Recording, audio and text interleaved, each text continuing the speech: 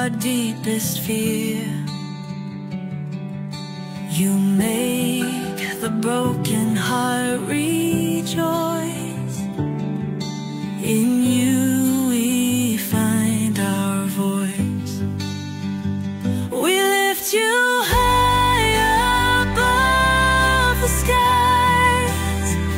With every breath our praises rise. Your love, it never fades away. We worship you both night and day.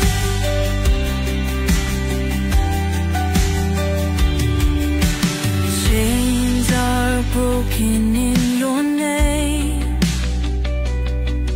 In you we are never the same. Your power flows like mighty streams, fulfilling all our dreams. We lift you high above the skies. With every breath our praises rise. Your love, it never fades away. We worship you both night and day.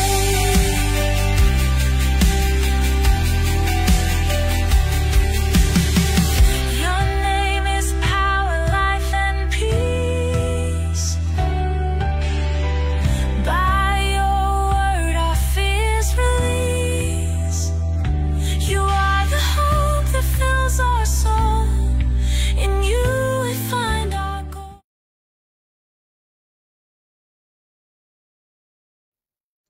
Hello and welcome sa Russia TV mga kapatid, at meron tayong debate na magaganap ngayon between Seventh-day Adventist Church at COAT mga kapatid. Mamaya ipapaliwanag ni Pastor Brian ano yung meaning ng abbreviation na yan, no?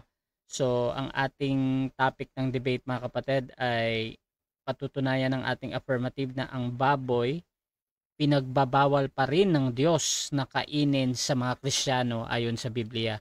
So again mga kapatid, ang topic ngayon ay patutunayan ng ating affirmative na ang baboy pinagbabawal pa rin ng Diyos na kainin sa mga Kristiyano ayon sa Biblia. Affirmative natin dito si Brother Fernando Camacho ng SDA at negative naman si Brother Brian Badao ng COAT mga kapatid. So before natin simulan ang ating debate, yung setup ng debate natin ay 10 minutes na presentation, 7 minutes sa pagtatanong, 10 minutes sa rebuttal, 7 minutes sa second cross, 10 minutes same din sa negative syempre, at 5 minutes sa final conclusion. Mauna si negative, mahuhuli si affirmative. Total nito ng usually debate is 2 hours mga kapatid.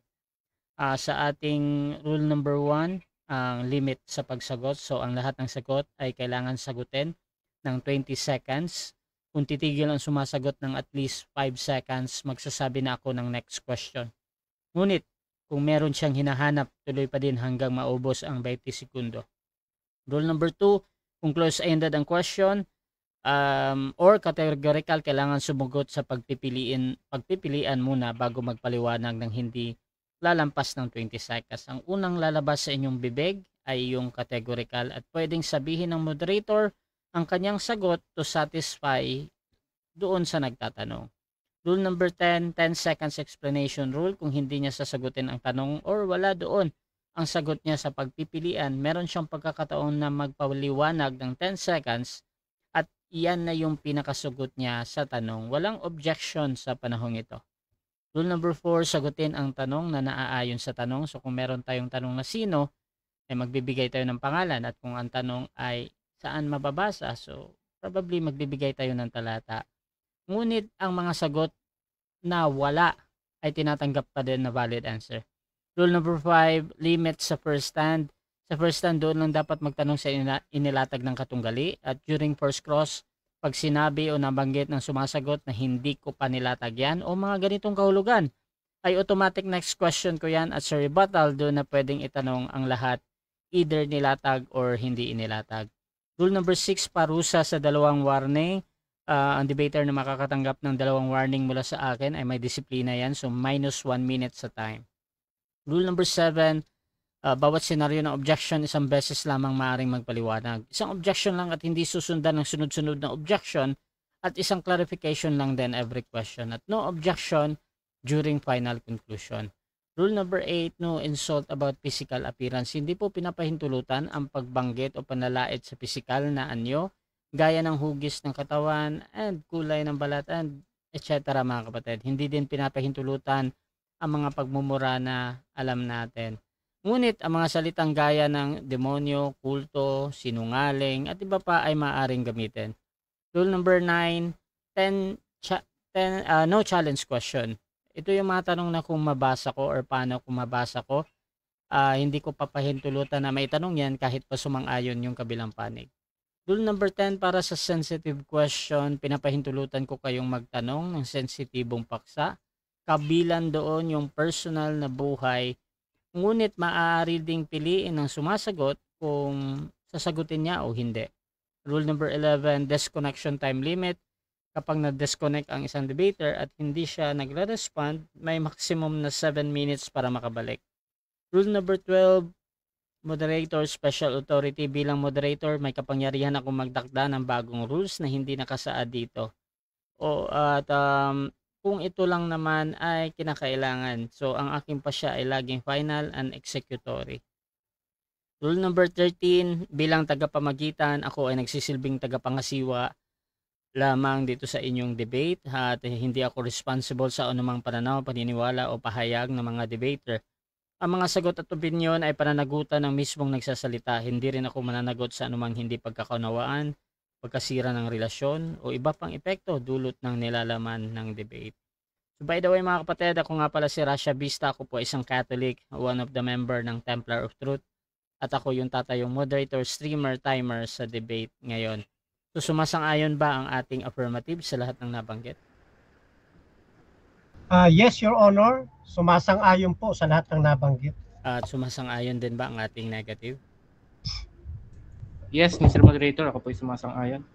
Okay, so yun yung ating konfirmasyon at bago natin simulan ng ating debate, syempre gusto ko muna kayong magpakilala sa ating audience. Unahin natin ang ating affirmative. Pakilala ka kapatid.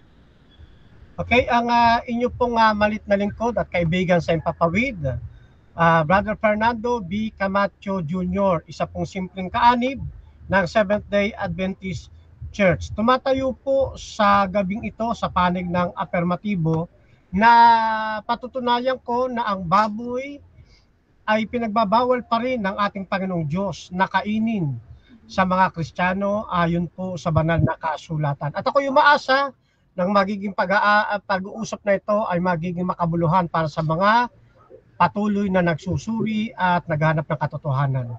Binabalik natin sa Panginoon ang ating paglulahati at ang ating pong papuri, kapatid na Rasha. Dito naman tayo sa tututol. Pakilala ka kapatid. Ayun, ako po si Brother Brian at ako po yung kumakatawan sa Church of Apostolic Truth, yung napapansin niyo po dyan na abbreviation ng church. And ako po ay umaasa din na maging maayos, maging maganda po yung aming pag-uusap. Actually, excited ako dito dahil first time ko rin makausap si Brother Camacho and I'm really hoping na maganda tong usapan na to. So, God bless po sa aming lahat dito. Okay, so simulan na natin ang ating debate mga kapatid at kung gusto nyo yung mga ganitong content, please share yung ating live streaming ngayon. Pwede din kayo mag-tag ng inyong friends or mag-comment kayo mga kapatid na mas madali. Pwede nyo i-comment na parang @follower or @highlight. Naka-automatic yan mga kapatid sa inyong mga Facebook. So mga kapatid, at bibigyan ko ng 10 minutes sa unang pagpapahayag. Wait lang. Arrange ko muna yung screen ni Brother Camacho.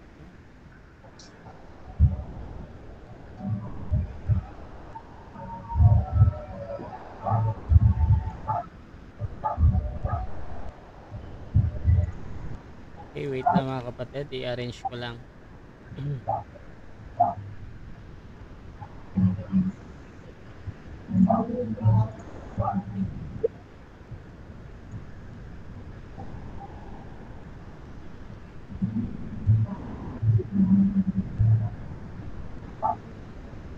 Okay, so bibigyan ko ng 10 minutes sa unang pagpapahayag ang ating affirmative.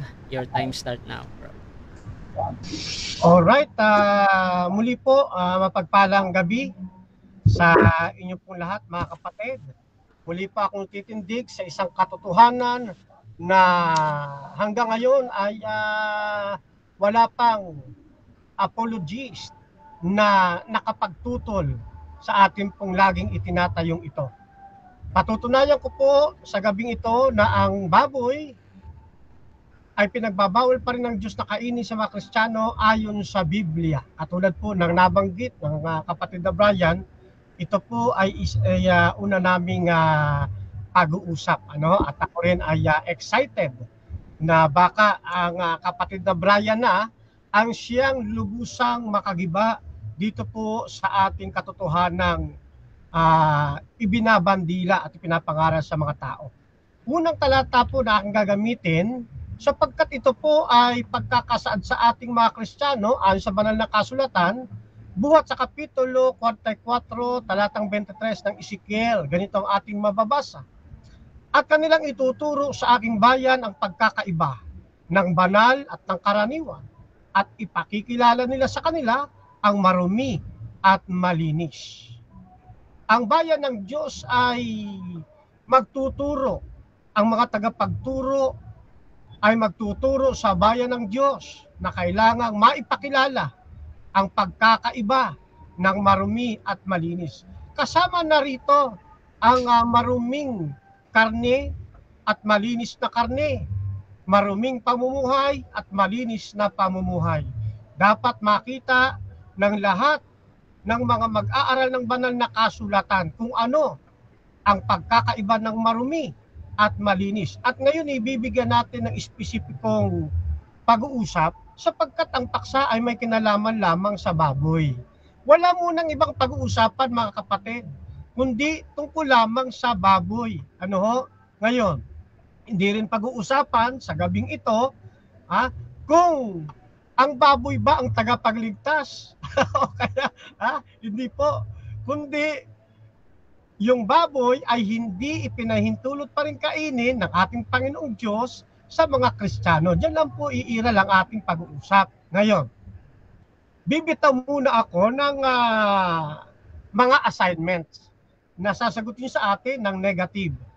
Unang assignment, saan mababasa sa Biblia na kinaina ng mga Kristiyano ang baboy?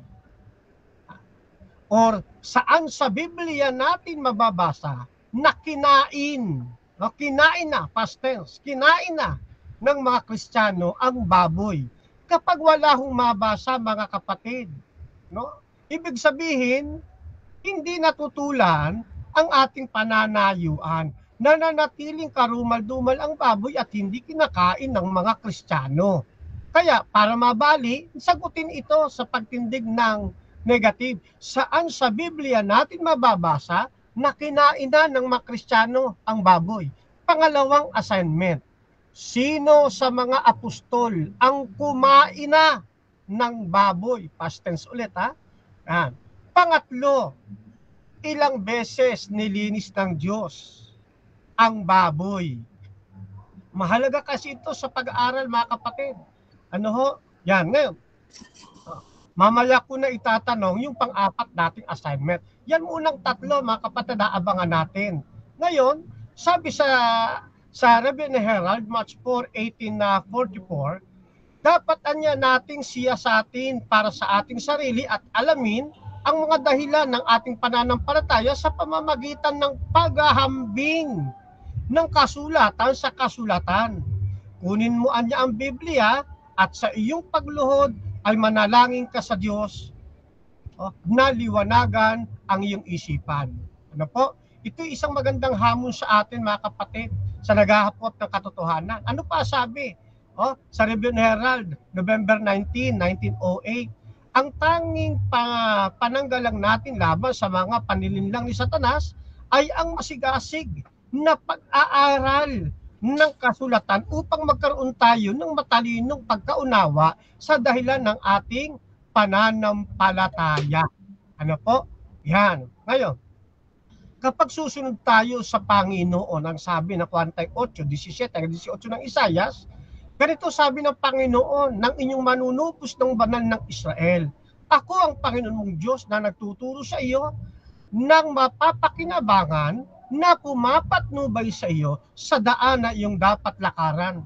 Kasi pamamagitan po ng banal na kasulatan, matitiyak natin tama ba yung ating tinatahak na landas sa pananampalataya. Kasi sa talatang 18, o kung dininig mo ang aking mga utos, ang iyong kapayapaan magiging parang ilog at ang iyong katwiran ay parang mga alon sa dagat. Dahil ngayon, tandaan natin, ang kabawalan tungkol sa pagkain ng baboy, hindi lang ito, mga kapatid, at times what? Sige po. Bro, sa screen namin bro, yung thumbnail lang yung nakikita bro. Ay, hindi siya lumilipat? Oo, kalimutan kong tingnan ulit. Teka ha. Paano ba yan? Hindi siya lumipat, Mag-out kaya muna ako. Tapos pasok ako ulit, ha? Sige bro. Basta thumbnail lang yung nakikita namin, ha? Oo, maganda sa yung prism yung gamit mo. Diyan mo siya parang i-refresh ba? Palitan mo tapos balik mo. Paano na ba ako makapag-out ito? Kasi naka-prism.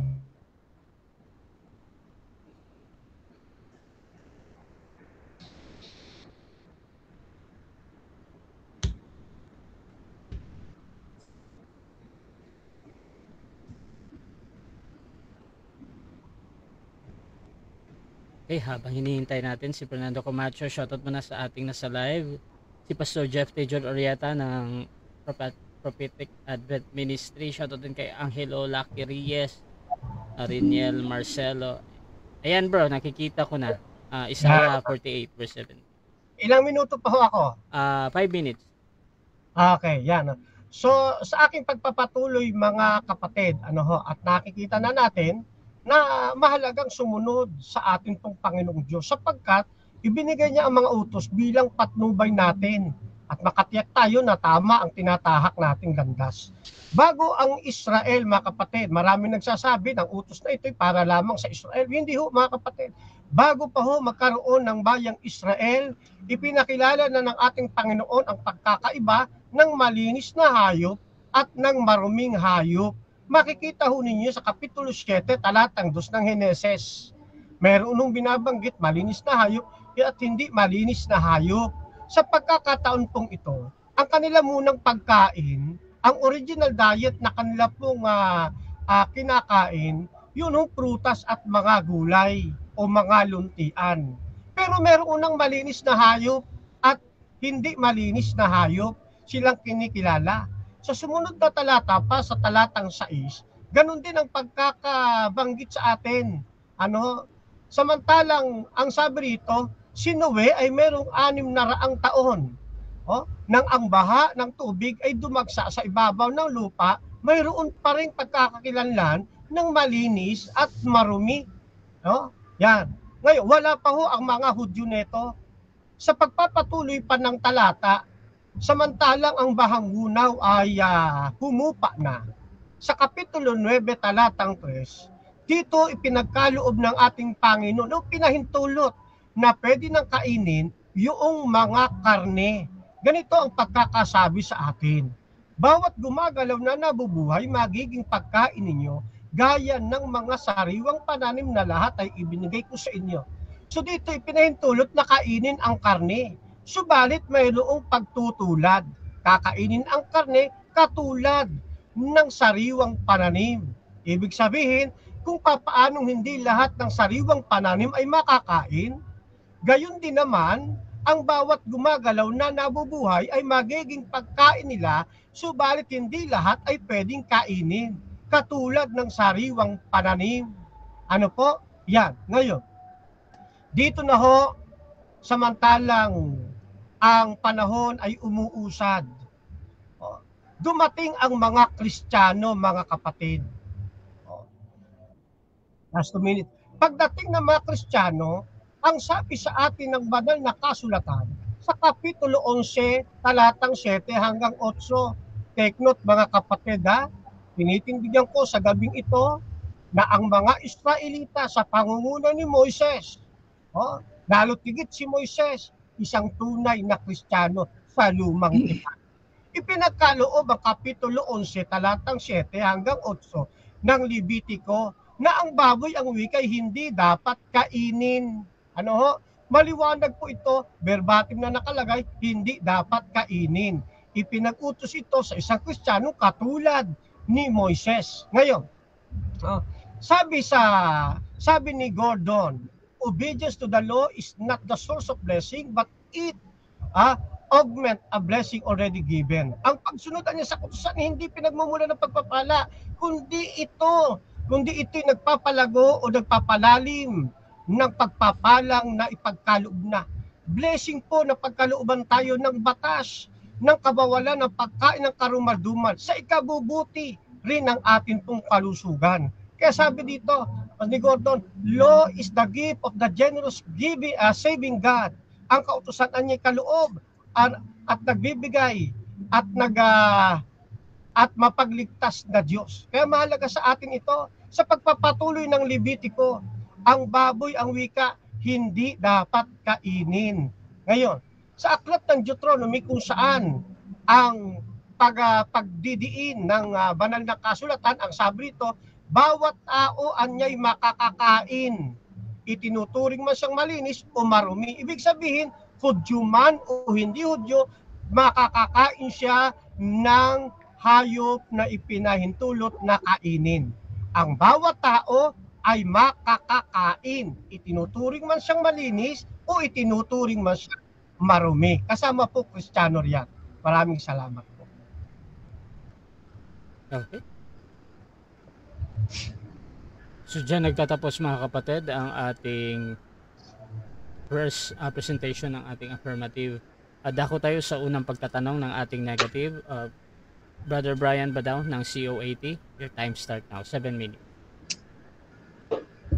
Ayun, salamat Brother Camacho. First question ko dito sa ginamit mo yung Isaiah 48, 17, 18. So, yan ba ay para sa Israel or para sa mga Kristiyano? Yung mismong talata na yan. Opo, para po yan sa mga Kristiyano, para din sa bayang Israel. Para po yan sa lahat ng tao sapagkat ipangangaral ang mabuting balita sa lahat ng tao at kailangan maunawaan ito at makita ng buong sangkatauhan. Sapagkat ang lalakad sa kautusan ng Panginoon magkakaroon ng patnubay sa kanyang daan. Ayan po, sagot natin. Okay, dito sa verse 12, actually yung title nito, The Lord's Call to Israel. So saan dito from verse 12 to 17 buong chapter ng 48 nabanggit ang salitang Kristiyano? Opo, ipinagkaloob sa mga Hudyo sapagkat sila ang natatanging katiwala. Kaya ang sagot ko sa inyo kanina, yan ay kailangan malaman ng lahat ng mga tao objection. Israel. Objection, brother. Sabi ko, saan mababasa yung from Isaiah 48 verse 1 hanggang 22, saan mababasa yung salitang Kristiyano? Kasi sabi niya para sa Kristiyano din. Meron ba? O saan? Okay. Saan meron kang clarification doon sa tanong mo, doon sa word na saan. Affirmative, may counter objection ba? Yes, may counter objection. Iba ho kasi yung tanong niya kanina. Ngayon, ipinopokus niya sa Isaiah 48. Samantalang ang tanong niya kanina, gamit ang Isaiah 48, saan mababasa sa Kristiyano? Sinasagot ko ngayon, Okay. nag-object siya. Iba naman ngayon sa pinupunto niya kanina. Okay, so ganito. Ang hatol natin dyan, yung clarification kasi, medyo nahuli siya doon sa isasagot niya sa salitang saan ba, kaya parang mababago yung sagot niya pag nandun yung clarification pa. However, yung tinatanggap ko lang is yung unang wala pang clarification sa salitang saan. So saan daw doon, again, Brother Camacho, 20 seconds po sa pagsagot. Yes. Ito po yung sinasagot natin. Ipinagkaloob sa Israel sapagkat sila ang nagsitanggap ng mga aral na buhay upang ibigay sa atin. Kaya sagot natin, kailangan itong maipangaral sa lahat ng mga tao. Ang instrumentong gagamitin yung mga ngaral ng Diyos. Kasama na makakaalam nito mga Kristiyano at mga Hintil. Okay,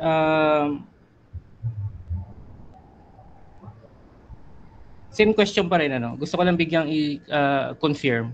Meron ka bang mababasa sa buong chapter ng Isaiah 48, 1 to 22 na Kristiyano? Meron ka bang mababasa o wala?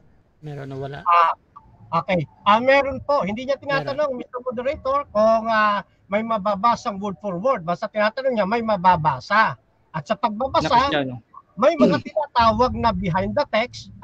At dito nababasa ko rito kasama Kristiyano. Sapagkat yung bayang Israel na banggit ko sa una kong paglalahad, sila po'y yung pong Israel, sila rin ay mga Kristiyano sa panahon ng lumang tipan. Especially Moses. Okay. Ayon sa pagkakaintindi mo, paano ba maging Kristiyano? Paano ka ikaw halimbawa na lang, Brother Camacho, paano ka naging Kristiyano? Okay. Literal na kahulugan ng salitang Kristiyano ay followers of Christ. Ayan, ilalagay ko sa ating screen. Yan po. Kristiyano, katawagan ng isang mananampalataya kay at tagasunod ni Jesucristo. Kaya pag sinabing Kristiyano, mananampalataya ni Kristo, tagasunod ni Kristo. Ginawa rin ni Moises sa lumang tipan. Okay, si Kristo ba, si Kristo na pinanganak ni Mary, nandun na ba sa Isaiah 48? Opo, umiiral na po. Kasi sabi ng ating Panginoon, doon sa kapitulo 8 ng Juan, bago pa si Abraham, ay naroroon na siya. Kaya umiiral na po siya, mga kapatid. At siya nga ang pinili ni Moises na sundan. Ayan po, 8:58.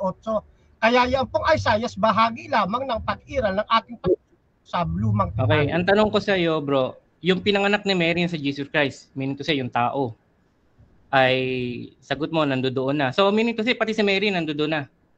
Hindi po. Sa lumang tipan. Dinadagdagan po ninyo yung sagot ko. Dinadagdagan ninyo. Ang Panginoon Jesucristo naroon na. Sa panahon ni Mary, diyan lamang po siya nagkatawang tao. Pero hindi ibig sabihin na hindi pa siya nagkakatawang tao, hindi siya umiiral sa lumang tipan. Kasi sabi nga rito, 8:45, 8:58 ng Juan, bago pa niya ipanganak si Abraham, ay ako nga.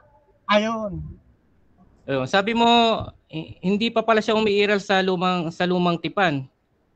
So ano ba talaga? Siya yung umiiral na sa lumang tipan o hindi pa umiiral sa lumang tipan? Kababanggit mo lang ngayon, hindi pa siya umiiral sa lumang tipan. Alin ba ang tama? Tama yung sinabi ko. Hindi ko sinabing hindi umiiral. Ang sabi ko, hindi ibig sabihin, kasi nagkatawang tao siya sa panahon ni Mary. Hindi ibig sabihin ito na hindi siya umiiral sa lumang tipan. Yun ang sinasabi ko. Umiiral na siya bago pa siya magkatawang tao. Kasi sabi nga rito, 8:58, bago ipinganak si Abraham, ay ako nga. Kaya nalilito lang po kayo kasi Panginoong Jesucristo may dual nature. Kalagalang Diyos, kalagalang tao.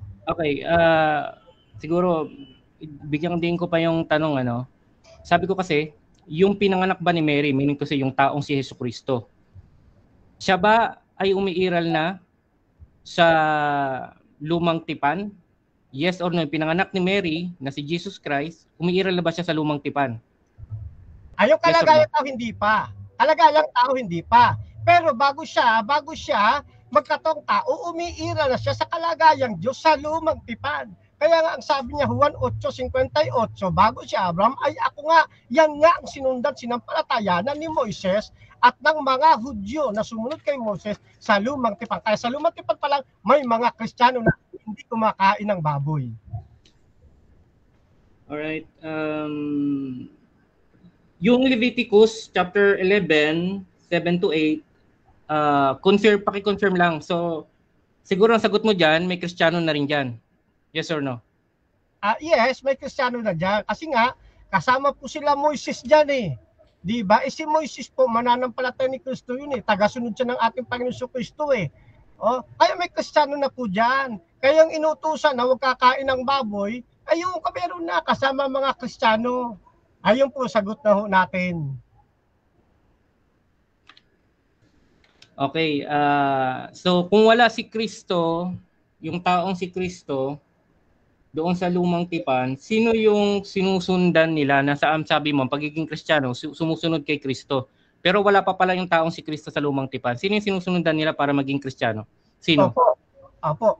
Yun pong unang kalagayan ng ating Panginoon Kristo bago siya magkatawang tao. Yung kanyang pagiging Diyos. Yung kanyang pagiging Yahweh o Jehovah. Umiiral na sa lumang tipan. At yan ang kausap ng ating Panginoong Kristo sa tuwina. Kausap ng patriarka si Moises sa tuwina sa lumang tipan. Kasi si Moises Kristiyano eh. Kasi sumusunod siya kay Kristo eh. Ano na yun? Okay na yun, bro, Rasha. Okay, salamat.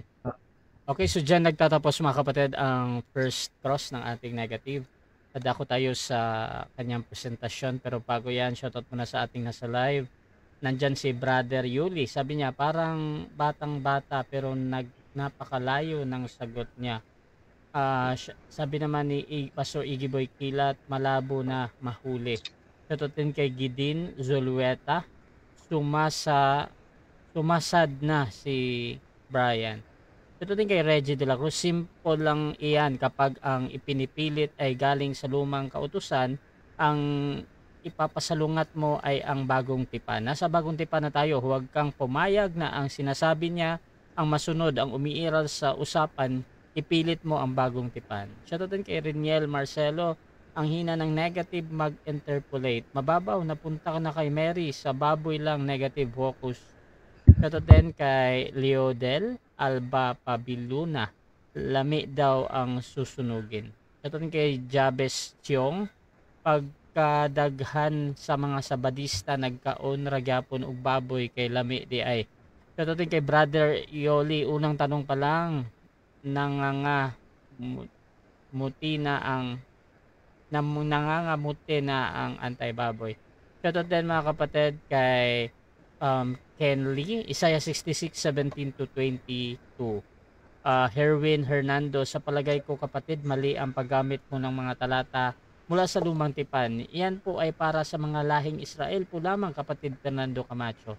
Shoutout din mga kapatid kay Mateo Matias, isang bulaan itong si Camacho. Ezer Lorenzo, sa Israel binigay ang turo ng Diyos at ito ay tinuturo nilang mga hintil upang sila naman ay magkaroon ng pagpapala sa Diyos. Shoutout din mga kapatid dito kay Edwin Diamano, watching daw sa kay Pastor Jeff Teoriata, magandang gabi sa dalawang magkiting na debater. Sabi niya, Angelo Lucky Reyes at Riniel. Ayan. So dako tayo mga kapatid sa ating negative first presentation. Brother Badaw, your time start. Alright, salamat kay Brother Camacho sa kanyang presentation. So again, sa mga listeners po namin, ang pinag-uusapan namin, ang baboy ay pinagbabawal pa rin ng Diyos na kainin sa mga Kristiyano ayon sa Biblia.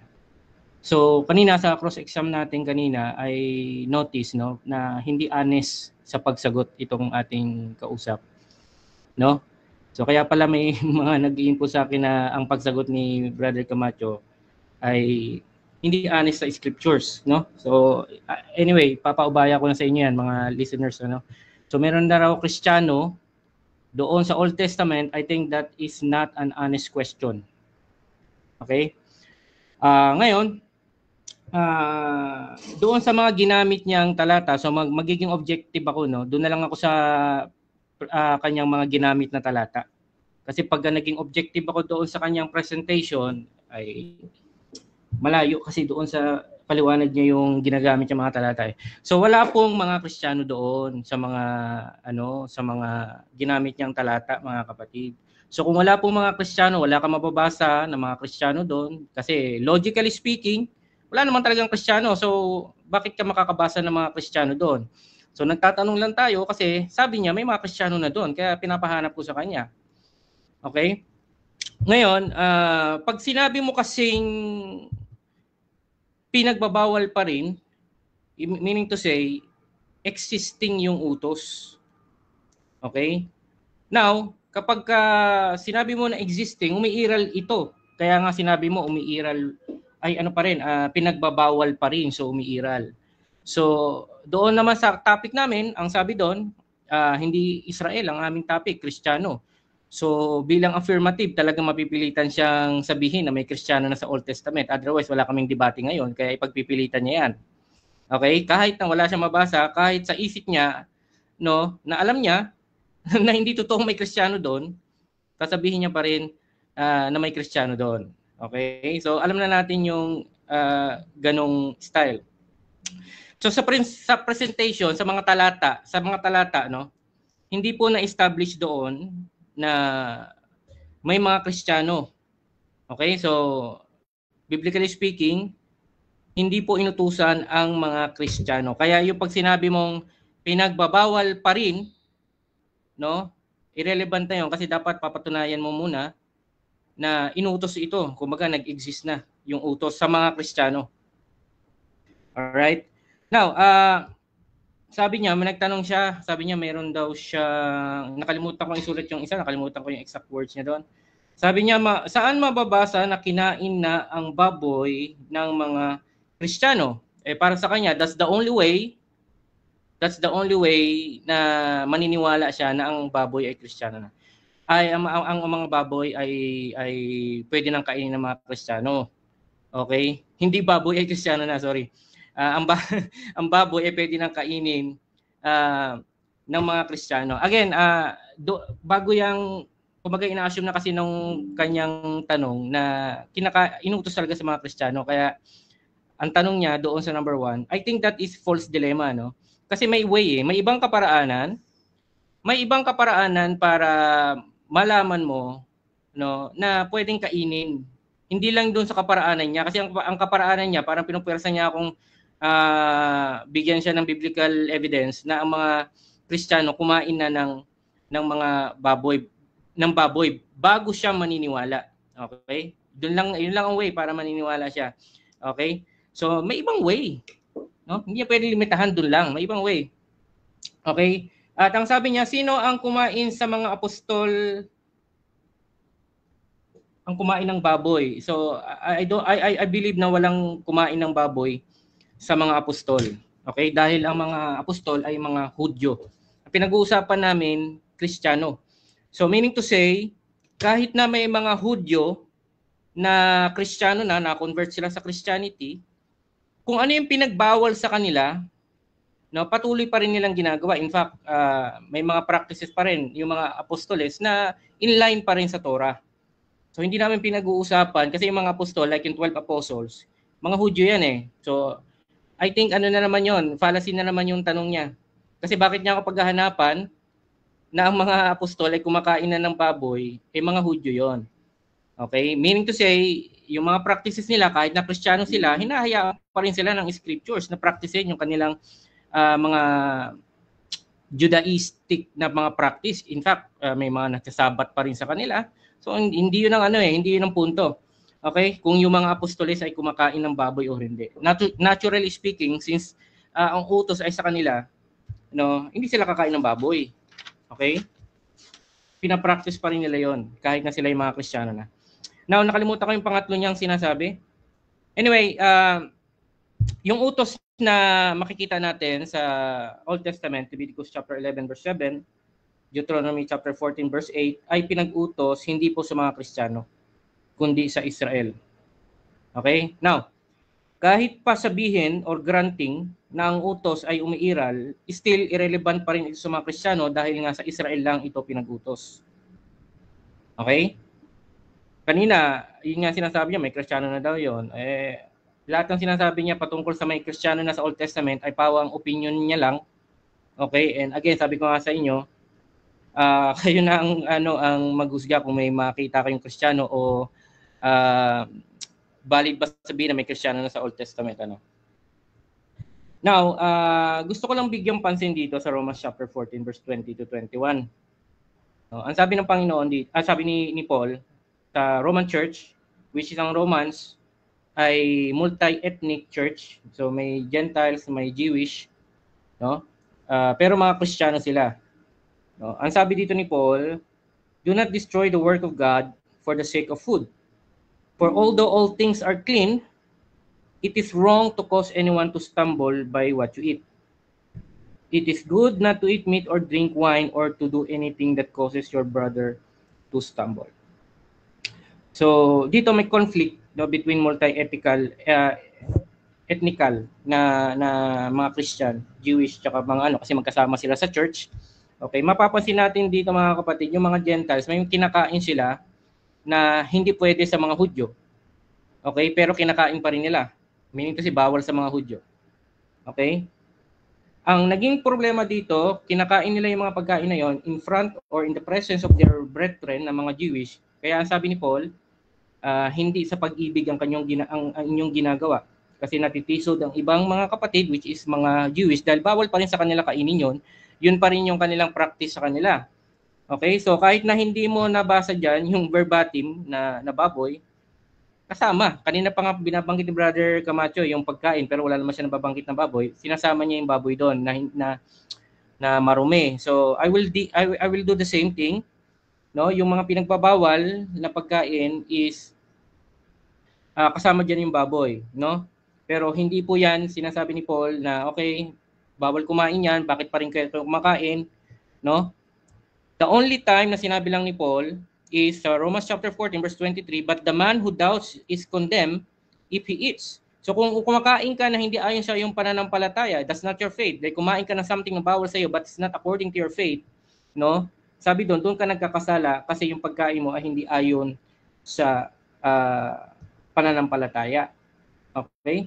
Sinabi diyan ni Pablo na kung nasisira ang iglesia ng Diyos dahil sa pagtatalo sa pagkain, then we are destroying the body of Christ. So, yun yung context ng Romans chapter 14. Wala kayong mababasa dyan na pinagbawal sa mga Gentile believers, no, mga Christians, yung pagkain ng baboy.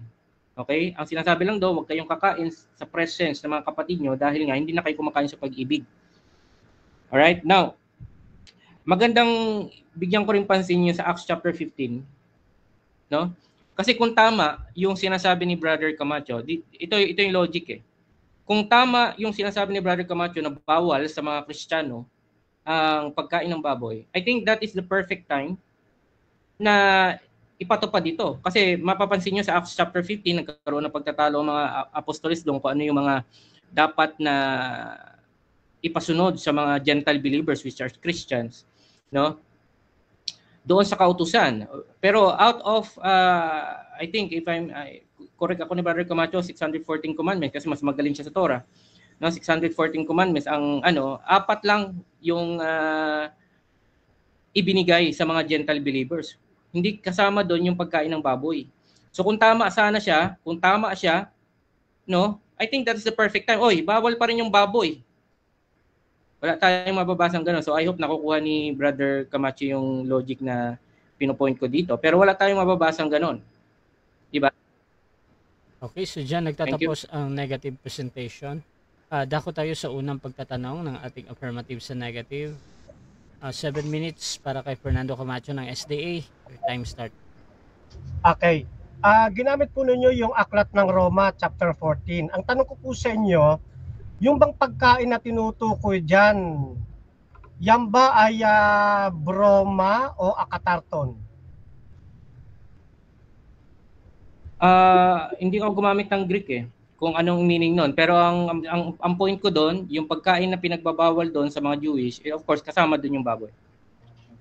Okay. Next question. Familiar ka sa broma at saka sa akatarton? Yes or no? To be honest, no. Okay. Next question ako.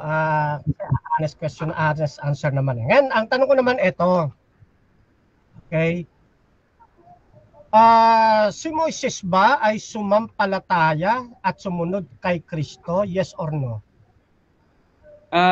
Hindi siya sumampalataya kay Kristo dahil nga si Kristo yung word na Kristo ay pertaining sa taong si Kristo. Wala pa si Kristo noon, pero pre-existence na yung divine na kalagayan niya sa time. Old Testament. Okay, baguhin ko tanong. Palitan natin yung Kristo ng Jesus sa kalagayang Diyos. Yan. Sumunod ba, sumampalataya ba si Moises at sumunod kay Jesus nang hindi pa siya nagkakatawang tao sa kalagayan niyang Diyos sa lumang tipan? Yes or no? Oh, yes. Yes. Oo. Then, tinatanggap mo ba kapag sinabing Kristiyano, mananampalataya ni Jesus at tagasunod ni Jesus? Yes or no? Yes, pag sinabi natin Kristiyano, si Jesucristo na pinanganak ni Mary, yung taong kalagayan na yon, yun yung tinutukoy natin kasi susundan natin siya. Kasi kung Diyos ang sinasabi mo na susundan natin bilang Kristiyano, hindi natin masusundan yung paglakad ng Diyos kasi nasa kalagayan siya ng Diyos eh. Dapat yung kalagayang tao ang tinutukoy natin sa Kristo. Okay. Next question. Kapag sinabi bang Kristo, kalagayang tao ang tinutukoy o ang tinutukoy dito yung kanyang gawaing pamamagitan bilang Kristo ng Diyos? Ang tinutukoy na Kristo yung kalagayang tao na kung saan siya ay anointed. So doon sa ministry niya ang tinutukoy patungkol sa tao. Hindi kasi pwedeng maging anointed yung Diyos. Ang ina-anoint yung tao. Okay. Next question.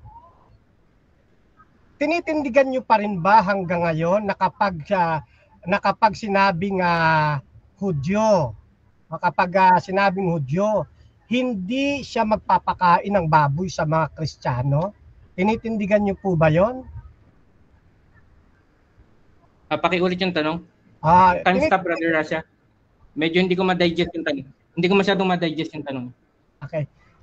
Tinitindigan nyo po ba ngayon na yung mga Hudyo sa katutubo, mga Hudyo, stop the clock naman yan eh, yung mga Hudyo, hindi niya ipapakain ang baboy sa mga Kristiyano. Naniniwala ka po ba ron? Yes or no? Yes, naniniwala ko. Pero yung mismong topic natin kasi is utos sa mga Kristiyano. So, yun yung ating pinag-uusapan. So, kung utos sa mga, hindi nila ipapakain sa mga Kristiyano. Ngayon, sabi niyo po kanina, yung mga alagad, mga Hudyo, kaya hindi sila kumain ng baboy. Ang tanong ko po sa inyo, yung mga alagad na mga Hudyo, Kristiyano ho ba yon? Yes or no? Yes po. Pero yung kanilang mga practices, actually may sinabi nga si Roma na kayong mga Grego, manatili kayong Grego, mga Hudyo, manatili kayong mga Hudyo. Hindi nyo kailangan baguhin ang mga practices nyo. So kung Hudyo sila, then expected sa kanila na hindi kumakain ng baboy. Okay.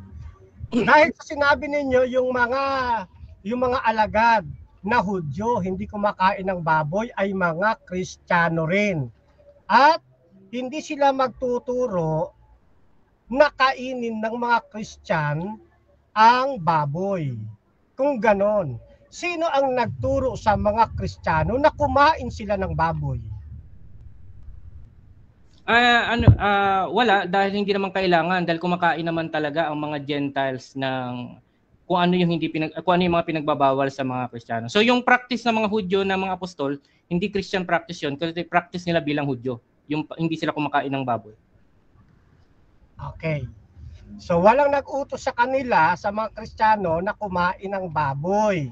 Okay. Sabi mo kanina, yung mga alagad, mga Hudyo, at yung mga alaganday na mga Hudyo, mga Kristiyano rin. Ibig mong sabihin, may Kristiyano na bawal sa kanila ang baboy dahil sa batas at may Kristiyano na hindi bawal sa kanila ang baboy? 10 seconds. Yung 10 seconds. Yung mga Hudyo na hindi kumakain ng baboy ng mga Kristiyano, practice nila bilang Hudyo, hindi nila practice bilang Kristiyano. Yun yung binibigyan kong distinction. So kahit Kristiyano sila, hindi sila kumakain dahil practice nila yung bilang Hudyo. Next question. Okay. Di ba pag sinabing Kristiyano, tagasunod ni Kristo at mananampalataya ni Kristo, saan sinabi ng ating Panginoong Kristo na kumain na ang mga Kristiyano ng baboy? Saan talata? Wala. Ngayon, next question. Lilipat naman ako dito.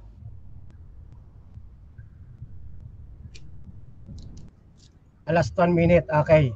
Sige, next question. Naniniwala ka ba na nilinis ng Diyos ang mga karumal-dumal na baboy? Yes or no? Yes. Okay. Bakit, anong dahilan? Bakit nilinis ng Diyos ang mga baboy na karumal-dumal?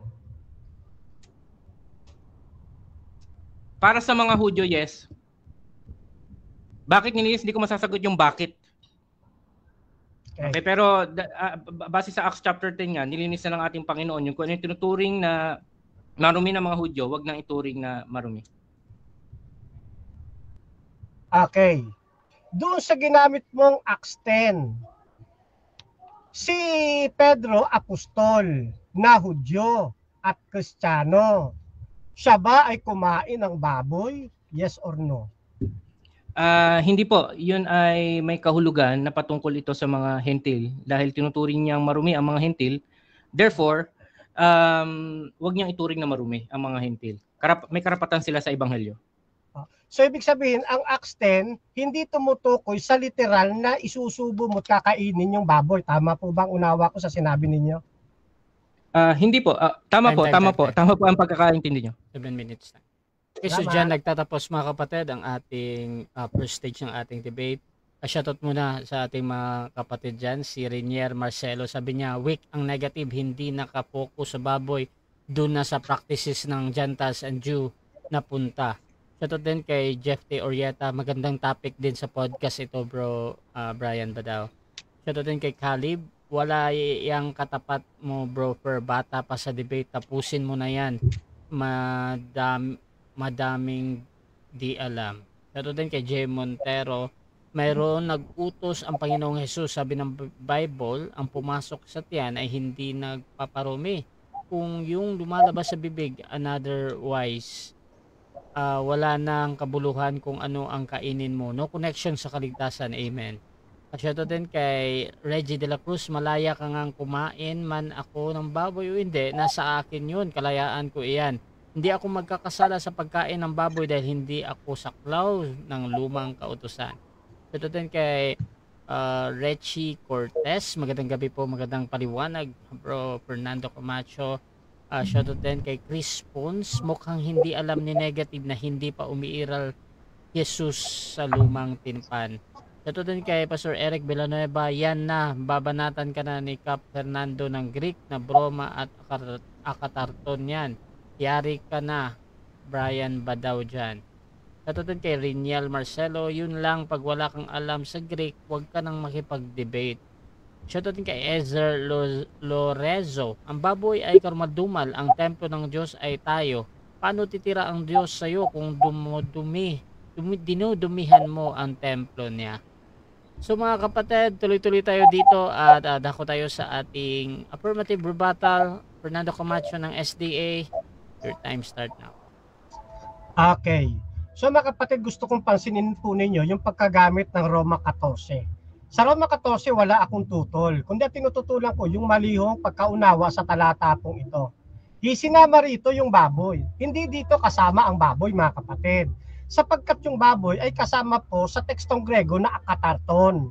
Ang pinag-uusapan po sa Roma 14 ay broma. Ayun, parang ganito yan eh.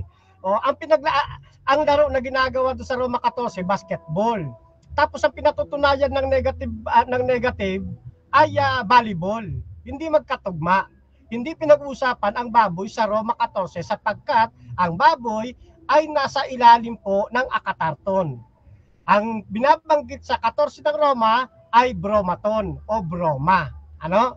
So kaya hindi po pwedeng gamitin yon. Then next ay binabanggit na wala pang Kristiyano sa lumang tipan. Pansinin ho ninyo ang talata pong ito. Yan. Makikita ninyo sa 14 ng Hebreo, talatang 24 hanggang 26. Sabi rito, sa pananampalataya, nang lumaki na si Moises, tumanggi siyang tawaging anak na babae ni Paraon, na pinili pa niya na siya'y tampalasanin kasama ng bayan ng Diyos, kaysa magtamon ng nagsisikupas na kaligayahan sa pagkakasala na inaring malaking kadustaan, na malaking kayamanan ang kadustaan ni Kristo. Kasi po yung salitang Kristo, tumutukoy po yan sa gampanin na gagawin, nagagampanan ng ating Panginoong Kristo pag siya nagkatawang tao, Mesiyas po sa wikang Hebreo. Ano ho? Dito, mas pinili pa ni Moises si Kristo. Di ibig sabihin si si Moises mananampalataya ni Kristo at tagasunod ni Kristo. Kaya nga ang meaning sa atin na ibinigay ng Kristiyanos, di ba? Mananampalataya at tagasunod ni Kristo. Ayun, meron na pala. Kaya si Moises bilang Kristiyano na Hudyo, hindi kumakain ng karumal-dumal. Ano ba ang paksa? Ayan. Ang baboy, pinagbawal pa rin ng Diyos na kainin ng mga Kristiyano ayon sa Biblia. Bawal po yung kay Moises at sa mga kasama ng Kristiyano na sumunod sa kadustaan ni Kristo. At yung mga apostol na Hudyo, Kristiyano rin po yun. Hindi rin kumain ng baboy at pinatunayan niya sa atin ng negative. At sabi rin ng negative sa kanyang sagot, yung mga apostol na Hudyo Kristiyano hindi rin magtuturo na kainin ng hintil ang baboy. Kasi nga karumal-dumal ito. Hindi ito pinakakain ng Diyos. Kaya nga ang tanong natin kung hindi mga apostol ang nagsabi na kainin, sino? Ay wala raw.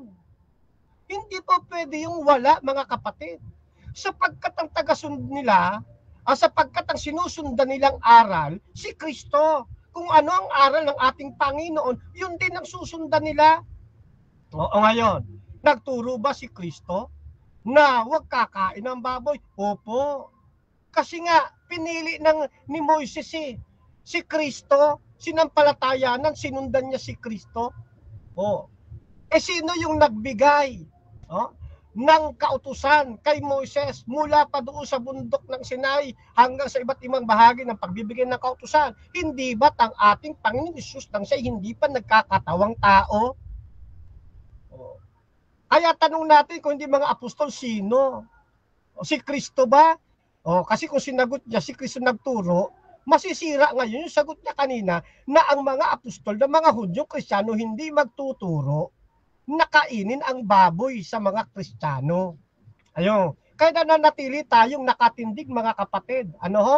Yan. Ngayon, palasi raw yung ating tanong. Ano ho? Yan. Hindi ho ito false dilemma. Ito hong tanong natin. Hindi ho false dilemma po yan. Ipagpalagay mo ng yung mga Hudyo hindi kumakain. Pareho din ang tanong niyan saan sa Biblia natin mababasa na kinain na ng mga Kristiyano yung baboy? Walang mababasa. At lalong mas matindi pa na may mga Kristiyano na pala sa lumang tipan. Kaya walang mababasa na kinain na ng mga Kristiyano kahit ang mga apostol hindi kumain ng baboy. Ngayon,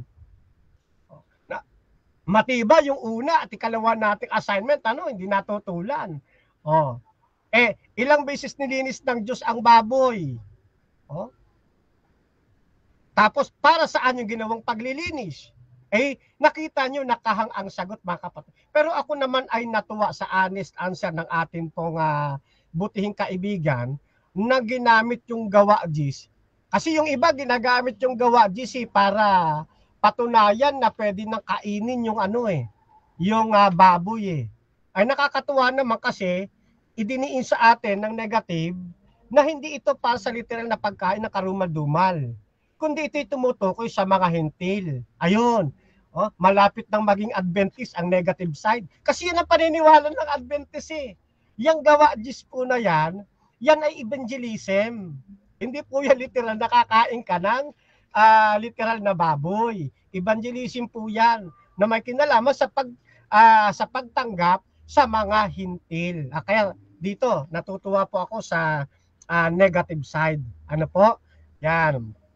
Now, yamang mayroon tayong nabasa na sa lumang tipan pala may tagasunod na at may sumasampalataya na sa ating Panginoong Kristo. Batay na rin sa kahulugan ng salitang Kristiyanos. di hindi ho natibag yung atin pong itinindig na natili itong nakatayo, mga kapatid. Kasi nga, ang sabi kasi ng Biblia ganito Ayan bago anya ipanganak si Abraham ay ako nga.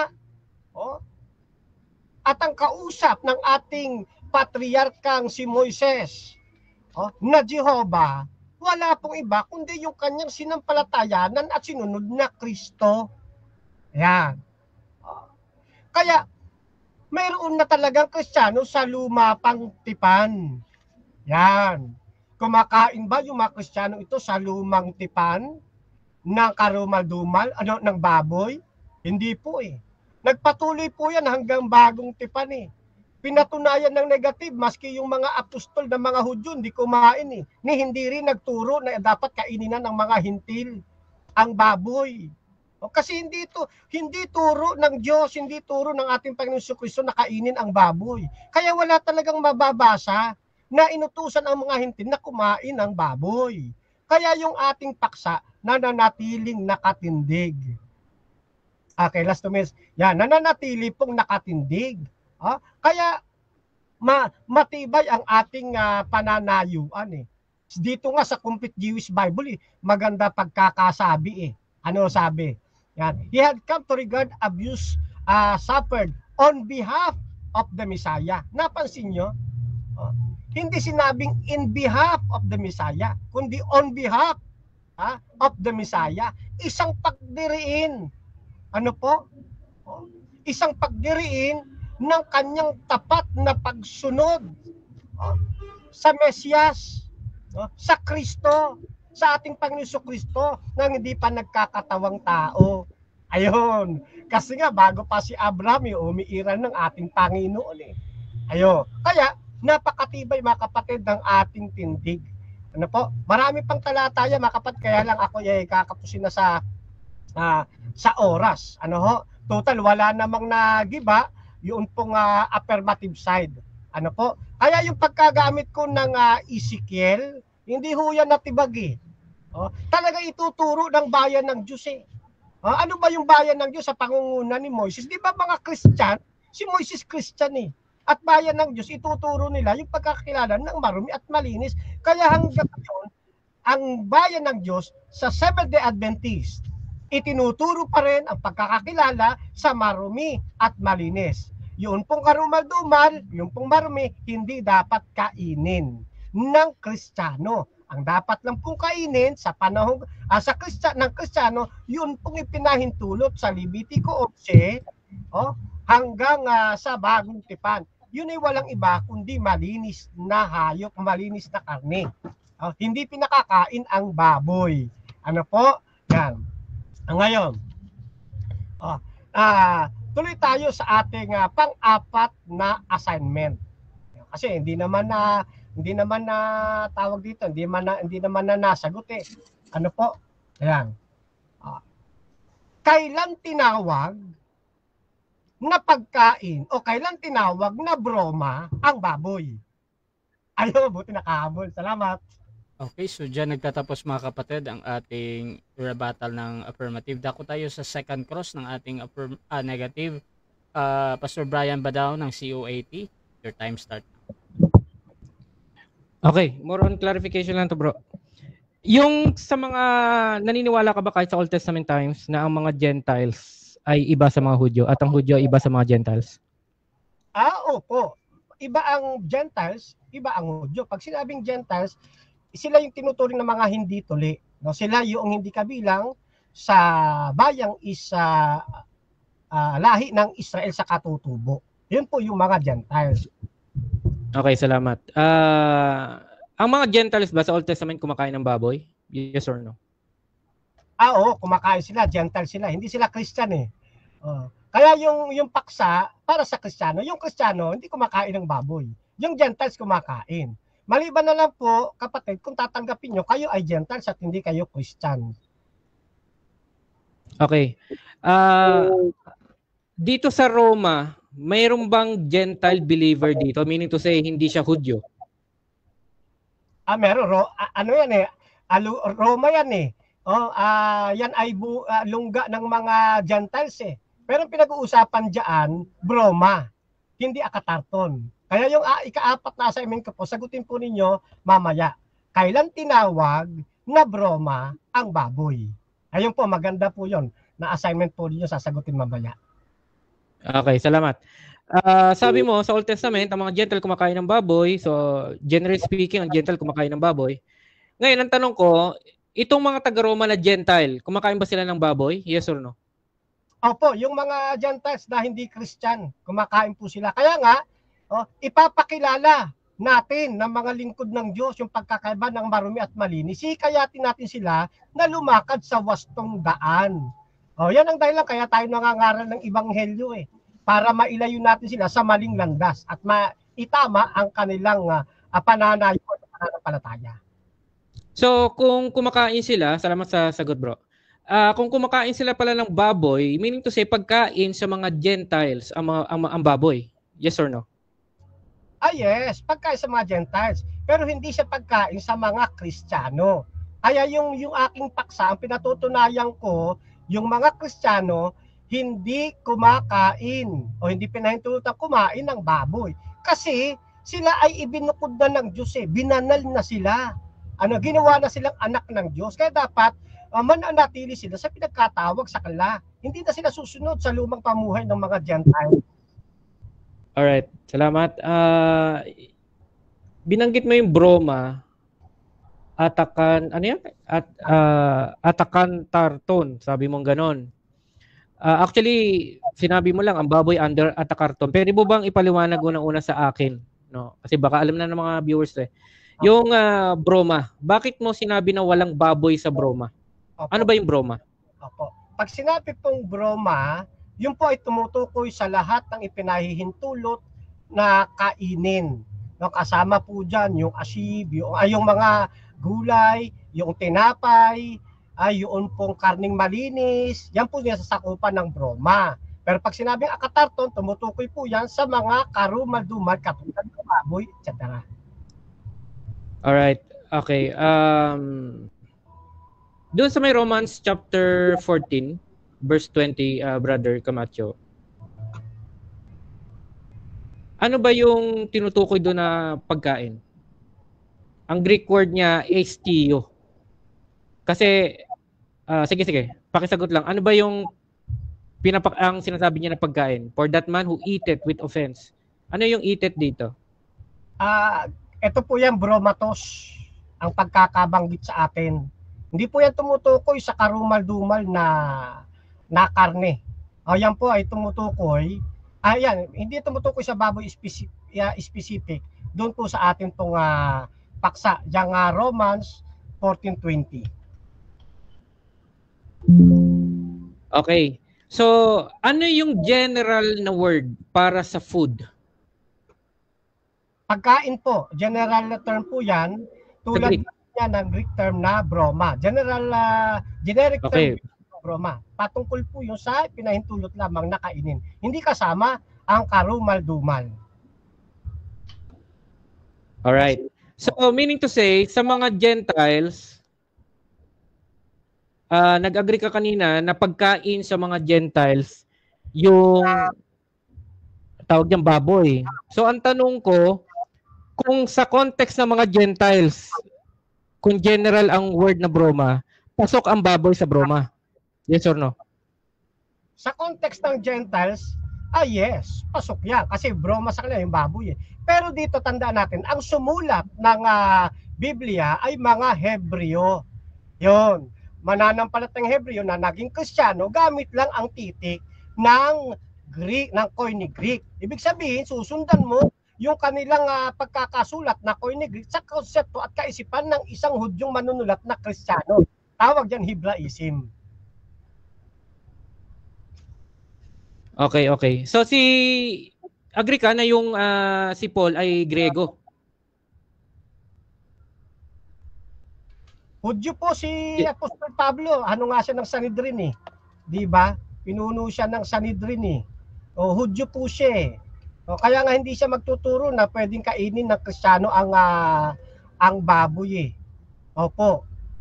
Kaya kat sumusulat siya ng mga tekstong Grego na broma, hindi po yan pumapasok sa kaisipan ng hintil.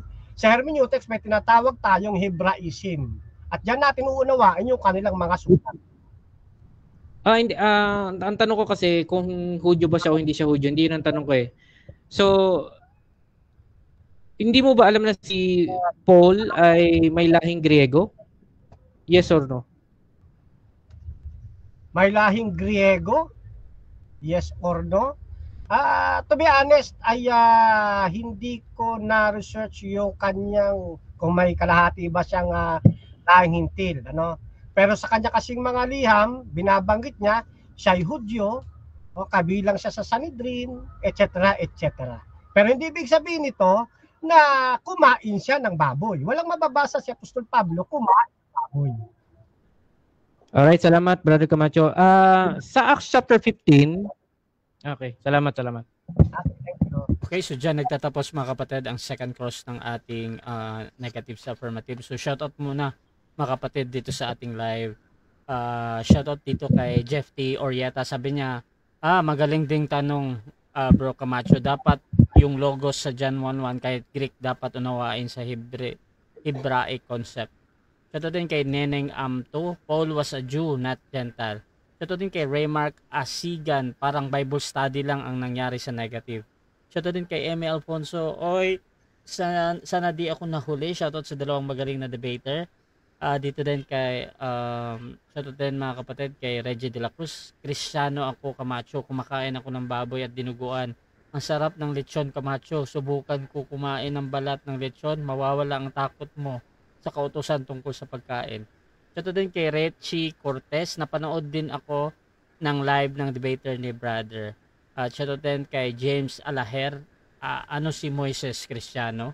Shoutout din kay dito kay Pastor Eric Villanueva. Dapat di ka na lang nakipag-debate ba daw kung puro oo ka na lang ng oo kay Camacho. Sa halip na ibuwal mo, sinusuportahan mo pa.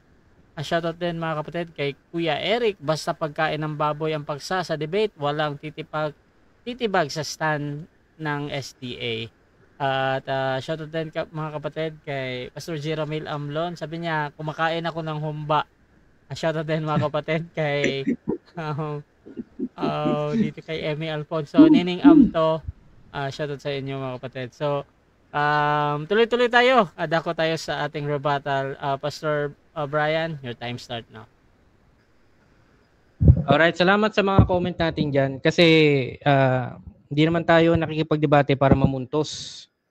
Okay? As much as possible, kinukuha natin yung logic ng presentation. No? Yun yung ating punto dyan. Hindi tayo nakikipag-usap para mamuntos lang kay Brother Camacho at sa lahat ng mga debate natin. Okay? Now, dito sa may ginamit niya na puntahan ko itong itong broma na sinasabi niya. So nag-agree dito si Camacho na ang mga hentil pala, firstly, yung mga hentil ay iba sa mga Hudyo. So may konting distinction sila. Ang mga Hudyo, merong mga pinagbabawal kainin kasamang baboy. Ang mga hentil, merong kumakain sila kung ano yung mga pinagbabawal sa mga Hudyo. So agree naman si Brother Camacho na kasama doon yung baboy. At classified yung baboy sa context ng mga ang tawag diyan, mga hentil, yung baboy ay pagkain. Broma. Kasi tinignan natin yung broma, yan din pala yung general na ginagamit sa pagkain. Okay? So, kapag ang Hudyo, kapag ka magkasama, kaya sa Romans, ang mga Gentiles ay merong bawal sa kanilang, ang mga Hudyo may bawal sa kanilang kainin, ang mga Gentiles wala, no? Talaga yung general na term ang gagamitin, yung food, di ba? Ngayon, kung sinasabi ni Brother Camacho, kasi ang gusto ko makuha ng mga listeners, yung logic nung Romans chapter 14, di ba? Kung meron na kung given, let's say granted, na mga apostoles ay nagbabawal sa mga Gentiles na kumain din ng baboy, di mawawala, dapat wala tayong dito, walang ganitong senaryo sa Romans chapter 14. no? Dapat walang ganong senaryo kasi pare-pares naman pala sila ng kinakain. Na hindi ko makita yung logic dito sa Romans 14 kung susundan ko yung sinasabi ni Brother Camacho. Kasi kung susundan natin yung flow of thought niya, lahat ng bawal sa mga Hudyo, bawal na rin sa mga Hentil. Yun yung ano niya, yun yung logic Yun yung gusto ko makuha ng mga listeners natin, yung logic na pinupunto niya. So kung ganun naman pala, meron na silang uniformity sa kanilang kinakain at hindi kinakain, bakit pa magtatalo dito? Anong point? 'Di ba? Hindi ko makuha yung logic diyan. Ngayon, again, doon sa Acts chapter 15, hindi ko na papatulan pa yung sinasabi niya about sa mga Old Testament ay mga Kristiyano. I think talagang stand niya 'yon. Yun talagang stand niya. So hindi na natin 'yon itatakil dito. Okay? So yun, number 1, 'di ba? Sabi dito sa 14 pa rin kasi nag-agree naman si Brother Camacho na ang salitang broma ay general term ng mga pagkain. So papasok dito since ang kausap ay Gentile at Hudyo, papasok dito sa meat na sinasabi, which ang sabi niya ay broma. Kasama diyan yung baboy. Kasi nag-agree naman siya doon na kung sa Gentile context, kasi ang pinupuntuhan ko doon is yung paano nagkaroon ng rise sa commotion dito sa Romans 14. Kung lahat sila bawal kumain ng baboy, hindi kumakain ng baboy, wala tayong makikitang ganitong senaryo sana. Now, pag pupunta ako sa Acts chapter 15, no? Ulit dito, maganda kung napuntuhan din to ni Brother ni Brother Camacho kasi maganda yung gusto kong i-point dito. Kung totoo, ayon sa logic niya, na ang mga Kristiyano ay bawal kumain ng baboy, meaning to say yung mga Gentiles, kasi normal sa kanila na hindi kumakain ng baboy. And then, actually, ang pinag-uusapan dito, yung conflict between mga Jews at mga Gentiles. Alam to ni Brother Camacho. 'Di ba? Kung saan tinuturo dito ng mga Israelita na sumunod sila sa kautusan, of course, including yung hindi pagkain ng baboy, para maligtas sila. So, talaga ang topic dito yung Torah. Okay? Ngayon, out of the 614 commandments, no, I think tama yata ako doon. Hindi naman ako kinurek ni Brother Camacho doon. No, ay 4 lang yung kinuha. Ito sana yung gusto kong puntuhan din niya para malinaw, no? Na kung pinagbawal, sabi niya kasi pinagbawal ba ng mga apostoles yung pagkain ng baboy sa kanila? Kung nare-recall ko ng tama yung kanyang sinabi or yung tanong. Dito kasi malinaw out of 614 commandments, 4 lang, hindi kasama diyan yung wag kumain ng baboy. 'Di ba? At ang sabi pa nga dito, yun ang turo ng banal na spirito sa kanila. So sana i-address to ni Brother ni Brother Camacho. Okay, so ano pa ba yung gusto nating i-point? Yung ayun, sana clear din sa atin yung distinction ng Hudyo tsaka ng mga Gentile. Nung sila po'y naging Kristiyano, hindi ibig sabihin na wala yung kanilang pagka-Gentile, at nung naging Kristiyano yung mga Hudyo, nawala ang kanilang pagiging Hudyo. 'Di ba? May common practice sila na kailangan gawin nila in unity na hindi nasisira ang church, no? Kaya yun nga yung tinuturo ni Paul sa Romans chapter 14. Okay, yun yung binibigyan nating linaw. 'Di ba? Kaya nga ang mga Hudyo, kahit sabihin si Paul, kung di siya kumakain ng baboy o nagsasabat siya, hindi niya inuutusan ng mga Kristiyano, oy magsabat din kayo, or oy wag kayong kumain ng baboy, o yung practice ko i-practice nyo din. Actually, yan yung kinokontra ni Paul throughout his epistles. Pinapasunod ng mga Judaizers yung kautusan sa mga Kristiyano na dito nila sinetel sa Acts chapter 15. No? Na bakit natin ipapautos sa kanilang kautusan? Kasama dyan syempre yung hindi pagkain ng baboy. Bakit natin papatupad sa kanila? No? Kung tayo nga mismo na mga Hudyo, hindi natin ma-perfect tapos bibigyan pa natin sila ng pasanin, no? Pasanin na alam natin hindi nila kaya po yung punto ko doon, kung talagang kung totoo man yung argumento ni Brother Camacho, sana nandoon, no? Yung bawal kumain ng baboy. Kaso wala doon doon sa 4 no? So I think hindi kailangan pahabain pa. Wave ko na yung time ko, Brother Rasha. Thank you.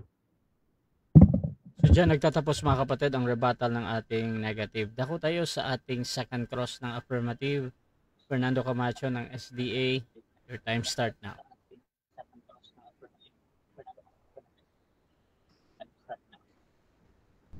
Okay. ang tanong ko po, naniniwala ka ba na yung kumakain ng baboy ay masusunog? Yes or no? Hindi ko narinig yun. Yama? Paulit Okay. lang bro. Pasensya na. Tinatanggap mo ba na yung kumakain ng baboy na nasa maling pananampalataya ay masusunog? Yes or no? 10 minutes. Kasi nga, may 10 seconds. So nag-a-assume yung tanong niya na yung pagkain ng baboy ay para sa hindi mananampalataya. Naniniwala nga ako na mga Christian believers, which yung mga Gentile believers Christian, ay kumakain sila ng baboy. Okay. Baguhin ko yung tanong. Tinatanggap mo ba na yung kumakain ng baboy na mga nagpapakabanal masusunog? Tinatanggap mo ba yon? Yes or no? 10 minutes. Actually, hindi ko alam yung way niya na nasusunog eh. Hindi ko alam yung ibig niya sabihin sa masusunog. So, sige, sagutin ko na hindi. Okay. Para lang sa klarifikasyon, para masundan po ninyo. Yung bang mga nagpapakabanal, kumakain ng baboy, naniniwala po ba kayo na sila ay susunugin sa takdang panahon ng kahatulan? Yes or no? No. No. Okay. Nabasa niyo po ba ang Isaiah 66, 15 hanggang 17 na susunugin ng Diyos sa kumakain ng baboy kasama yung mga nagpapakabanal? Nabasa niyo po ba yon? Yes or no? Nabasa ko at kahit naman hindi ko nabasa, actually applicable lang yan sa mga Hudyo. Next question. Okay. Saan mo mababasa sa Isaiah 66? 15 hanggang 18 na yan ay para lamang sa mga Hudyo. Hindi ko nahanapin kung saan ko mababasa, pero sasagutin ko yung tanong kasi nag-agree ka naman na ang mga Gentiles ay talagang hindi ay kumakain talaga ng baboy. At ang mga Hudyo hindi, utos yun sa kanila. So para sa kanila yung sinabi ng Panginoon. Sa mga Hudyo na magmamatigas ang ulo, kakain pa rin ng baboy. Okay. Doon sa Isaiah 66, 15 patuloy. Ito yung mga nagpapakabanal, tapos kumakain ng baboy. Kayo po ba'y nagpapakabanal din at kumakain ng baboy? Yes or no? Yes, pero hindi applicable sa akin yung sinasabi sa Isaiah. Okay. Tanggap mo rin ba yung nasa Isaiah 66, 15 hanggang 17? Yan ay pangbuong sanlibutan na paghuhukom na gagawin ng Diyos para sa lahat ng tao. Tinatanggap po niyo po ba yun? Yes or no? No. Okay. Ito ay hindi challenge. Kung sakali na mabasa ko mamaya na yan ay pambuong sanlibutan na para sa darating na paghukom, may pag-asa po ba na kayo ay wag nang kakain ng baboy? May pag-asa po ba? Yes or no? No, kasi pwede mo namang mabasa yan, pero pwedeng mali ang pagkakaintindi mo. Salamat. Okay. Kung kayo po halimbawa ang pababasahin, kaya nyo bang basahin at ayon sa unawa ninyo? Yes or no? Ay, kaya kong basahin, pero for me, irrelevant pa rin siya sa topic. Sa mismong topic. Kasi utos Utos ang pinag-uusapan natin. Okay. Next question. yan po ay hindi irrelevant kundi eksaktong sagot po yan. Kasi yung mga Kristiyano, sabi sa paksa, ay hindi pinakakain ng baboy. O, kaya hindi sila pinakakain, sabi ng 8.1 ng Roma, kasi wala nang hatol para sa kanila.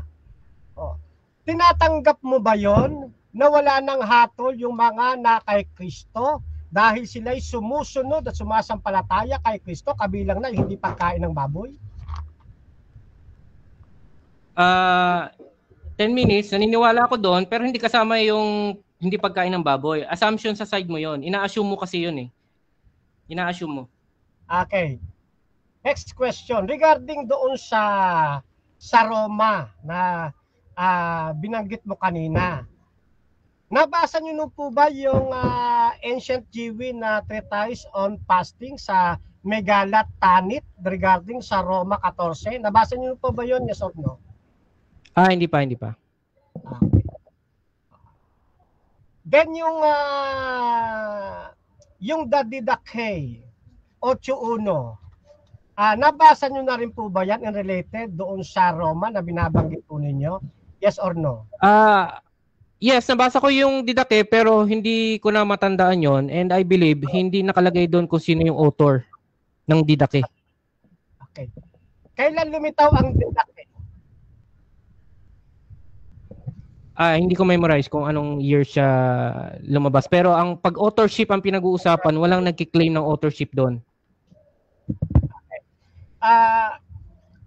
Bigyan mo lang ako ng ang Didakhe ba 5th century, 20th century na lumabas siya? Century lang po. Hindi, sige. 70, sabi dito, written between AD 70 and AD 100. Mahirap na mahula eh. Okay. So, first century yan. Binabanggit dyan. At kung nabasa nyo yan, in related doon sa Roma na binabanggit po ninyo, pinaniniwalaan nyo po ba yung Didakhe? Yes or no? Yung 8.1 particular na banggit sa Roma. Hindi ko po siya pinapaniwalaan na siya ay sulat ng mga apostoles kasi nga po wala pong nagki-claim ng authorship. Ang sinasabi lang doon yun ay teachings, pero hindi po wala pong nagki-claim na yan ay wala sa 12 apostles ang nagki-claim na silang sumulat niyan. Okay. Yang Dadidakhe, tanggap mo ba na yan yung mga aral at practices ng first Christians doon sa first century? Tinatanggap niyo po ba yon? Yes or no? Hindi ko po tinatanggap. In fact, even among scholars yan ay debatable. Pinag-uusapan siya. So, hindi 7 siya minutes time. Okay, so dyan nagtatapos mga kapatid ang second stage ng ating debate at dako tayo sa ating final conclusion. Pero bago yan, shoutout muna sa ating nasa live mga kapatid. Shoutout dito kay Junel Alinyar. Ang pinagbawal sa pagkain, yung kumakain, hindi na kailangan utusan na hindi pakainin yung taong hindi kumakain. Kaya yung utos sa bawal pagkain, utos sa kumakain. Shoutout din kay Jeff T. Orieta. Maganda pa rin ang debate na ito. Mapayapa at relax sila, pero dito sa comment nagsasabi na, hoy Amlon, makinig ka sa debate na to para matuto ka. Shoutout din mga kapatid kay Rinaldo Rumo. Sa laban na to sa SDA side ako, kawawa ang negative sa topic dahil hindi niya maibuwal ang paksa ng STA. Shoutout din kay Nettie Wetty. Sa New Heaven and New Earth, hindi pa rin ipapakain ang baboy. Shoutout din mga kapatid dito kay Reggie de la Cruz. Kristyano ka, sabihin mo hindi mo tanggap iyan dahil ang aral na sinusunod mo lang ay ang mabuting balita ng kaligtasan na ipinapahayag ni Jesus na pinatotohanan ng mga apostol. Shoutout din mga kapatid dito kay Renny Barrentos. Simpleng logic lang po yan. Kung ano ang bawal sa mga Hudyo, bawal din sa ating mga Kristiyano kasi nga isa lang ang Diyos natin. Mif Piemonte, sabi niya, yes, Moses was a Christian. Christ already existed at the time of the Old Testament. Hebrew 11 verse 24. At shoutout din mga kapatid dito kay Alejandro Lumuntad. Palakda na naman Captain Fernando. Congrats Cap. At Shoutout din kay Henry mga walang matibag ang negative sa mga poste na itinayo ni Pastor Camacho. Ariel Gavera Jr., hindi na ako kakain ng baboy kasi nakaka-high blood. Shoutout din mga kapatid kay Julius Estonelo. Standard ng Diyos ang dapat sundin ng tao na ipinatutupad sa Israelita Hudyo. Huwag yung standard ng tao. Maling-mali ka dyan, Pastor Badao. So dako tayo sa final conclusion mga kapatid. Mauna dito si Brian Badao ng COAT bilang negative mga kapatid sa ating paksa na ang baboy ay pinagpapawal pa rin ng Diyos na kainin sa mga Kristiyano ayon sa Biblia. 5 minutes, your time start now. Ayun, so yun yung pinupunto natin mga kapatid dito sa debate namin. Kasi ako hindi naman ako mahilig makipagpuntusan, no? Sa akin lang yung honest answer at saka honest question, honest presentation. Bahala na yung mga nakikinig kung alin sa tingin nila yung logical sa kanila mga kapatid. No? So hindi naman natin habol dito yung manalo, matalo. Ito ay pakikipag-aralan lang, pakikipagpalitan ng ano. So sa akin, ang mga napansin ko, yun nga, sinasabi ni Brother Camacho na may mga Kristiyano na raw sa Old Testament. Okay, for me that is dishonesty. No, kaya pala sabi may nag-message sa akin na parang may ngayon ko lang na-gets yung ibig sabihin, no? Ngayon ko lang na-gets yung ibig sabihin ng mga nag-message sa akin. But anyway, naging parang sa akin inconsistent yung salita niya doon sa may tawag doon? Broma na ang sinasabi niya nung una is hindi kasama yung baboy doon. Pero kapag ginamit pala general yon, no? Since ang mga Gentiles ay pagkain sa kanila ang baboy, then pasok yung baboy doon sa concept ng sa konteksto ng mga Gentiles. So malinaw niyang sinabi, binigyan ng distinction ang kaibahan ng Hudyo sa mga Gentiles. Nag-agree naman siya na ang baboy ay pagkain sa mga Gentiles. So, irrelevant na yung sinasabi niya na dapat isa pang-apat, hanapin na yung ang baboy na ipagkain. Kasi siya mismo nagsabi sa context pala, kung general pala ang paggamit ng broma, ipasok yung baboy. Okay, yun yung logic, no? So, merong difference mga kapatid. Ipupunto ko na naman ulit yung sinasabi natin. Kasi importante sa akin yung Romans chapter 14. No? Kung totoo, isundan niyo yung logic, kung totoo yung sinasabi ni Brother Camacho na merong ang Gentiles at ang mga Hudyo ay parehas na bawal ang kung ano yung bawal sa mga Hudyo, bawal din sa mga Gentiles, no? At kung ano yung kinakain ng mga Hudyo, kinakain na rin ng mga Gentiles, bakit may ganitong tagpo sa Romans chapter 14? 'Di ba? Bakit may ganitong commotion, may ganitong conflict sa Romans chapter 14? Hindi ko makuha talaga yung logic kasi kung parehas na pala silang kinakain, bakit may ganito? Kung parehas sa bawal sa kanilang baboy, bakit may ganito? 'Di ba? Now, yung pagka sinabi mo kasing yung broma, agree siya na general yan na kung kinakain niya ng mga Gentiles, no? At yan yung nagiging issue dito sa Romans chapter 14, no?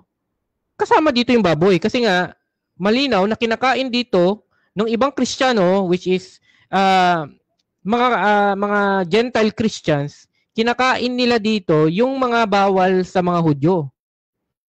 Therefore, may ganitong tagpo. Kaya kasama dito yung baboy. Kasama dito sa pagkain na ito yung baboy kasi para sa mga Gentile, pagkain ng baboy. Nag-agree naman doon si Brother Camacho. Okay, so therefore, it makes sense na kaya pala may ganitong conflict. Kasi yung mga bawal kainin ng mga Hudyo, kinakain ng mga Gentiles, na ang sinasabi dito ni Pablo, wag niyong gawin na nakikita kayo or in the presence ng mga kapatid nyong Hudyo. Okay? In fact, sabi niya sa verse 14:22, the faith you have, keep to yourselves before God. Blessed is the one who does not judge himself by what he approves. Okay, kung kumakain kayo ng ganyan na hindi bawal sa mga kapatid yung Hudyo, sarili niyo na lang, wag niyo na lang ipakita kasi nga may mga natitisod sa inyo. Okay, kung parehas naman pala silang kinakain hindi ko talaga makuha yung logic bakit may ganitong commotion dito, may ganitong confusion dito sa early Christian, ano? Now, doon sa Acts chapter 15 again, hindi na naman pinuntusan ni brother ni brother Camacho kasi valid, relevant yung question natin doon relevant yung punto natin doon. Kasi nga sabi ko nga kung tama siya, binabalikan ko to kasi hindi niya inaddress to. Kung tama siya na bawal sa mga pinagbawal ng mga disciple kasi yun yung kanyang assumption na since bawal sa mga Jewish, Christian, yung pagkain ng baboy, pinagbawal din sa mga Gentiles. Ito malinaw This is the perfect timing na kung bawal man, dapat dito pinagbawal. Di ba? Wala wala kang mababasa Time. Kung hindi pinagbawal, ang tanong, pwede bang kumain ng ganun sa mga Gentiles? Time. Okay, so dyan nagtatapos. Thank you. Dyan nagtatapos mga kapatid ang final conclusion ng ating negative. Dako tayo sa final conclusion ng ating affirmative sa kanyang pinatutunayan na ang baboy ay pinagbabawal pa rin ng Diyos na kainin sa mga Kristiyano ayon sa Biblia. 5 minutes, your time start. Okay, pinahiwatig sa atin, binabalik-balikan itong Roma 14 at hindi ko raw ito kumbaga dinibang, parang ganun paano kung siya sasagasari, hindi pa ako nagsasalita tungkol sa Roma 14? Question and answer pa lang yon. Ngayon, ano ba yung hindi raw niya makuha sa logic? Hindi kasi ito makukuha sa logic, mga kapatid Maunawaan mo ito through the Holy Spirit at pag-aaral ng Biblia. Huwag mo iasa sa logic ng tao para maunawaan po ninyo ito. Ang Roma 14 po ay may dalawang bahagi ng usapin. Isa pong tungkol sa vegetarian at saka sa mga kumakain ng kreya. Sabi niya, ayan, binanggit ko daw yung meat aya broma. Hindi ho. Wala akong binabanggit na yung meat broma. Ang broma, yung pagkain, yung meat kreya. Yan po yan, magkaiba po yan. Dito sa 14 ng Roma, yung pagkain pong binabanggit diyan mula doon sa, kung titignan nyo po, pantukoy na natin sa karne. Tignan nyo po, ibaba nyo lang po doon sa talatang 14. 14, 17, patuloy, kreya po yan. Yan po'y tumutukoy sa mga malinis na karne. Kaya lang itong mga malinis na karne na ito, minsan naihahandog ito sa Diyos-Diyosan. May mga Kristiyano nung araw kumakain ng malinis na karne na inihandog sa Diyos-Diyosan. Natitisod ngayon yung mga Kristiyano na hindi kumakain ng malinis na karne na inihandog sa Diyos-Diyosan. Yung iba kumakain. Yun yung itinutuwid ni Apostol Pablo. Hindi yung pagkain ng ng baboy. Kaya yung salitang broma, pagka broma pinag-usapan, iba ang tinutukoy na broma sa mga Hentil. Iba rin ang tinutukoy na broma pag ang nagsasalita mga Christians. Sa Christians, hindi kasama ang baboy. At syempre, ang paniniwalaan natin, yung Christians, kasi sila yung tinalagang tagapangaral ng Ebanghelyo. Kaya yung sinasabi na false logic po yun. Ayan. So, nasagot natin yung 14. Gusto ko habaan, kaya lang kulang na yung oras ko dyan Yan. Kasi, kung baboy po ang pag-uusapan dyan, dapat nakalagay dyan koiros, hindi kreya. Yan po yan mga kapatid. Ngayon, itutuloy ko na lamang din, dito sa kanyang nasagot natin yung Roma 14, Yung po ang katotohanan niyan mga kapatid Then, tignan niyo po yung bahaging ito. Sabi rito, sana abutin ko pa yung oras. Yan. Dito sa slide 33 Yan, gusto ko itong sundan mga kapatid Yan, sabi kasi sa pagkatangga yun hindi naglilingkod kay Kristo na Panginoon kundi sa kanya sariling tiyan. Masarap ang baboy Kaya dapat kainin, maliho. Ang sundin natin si Kristo.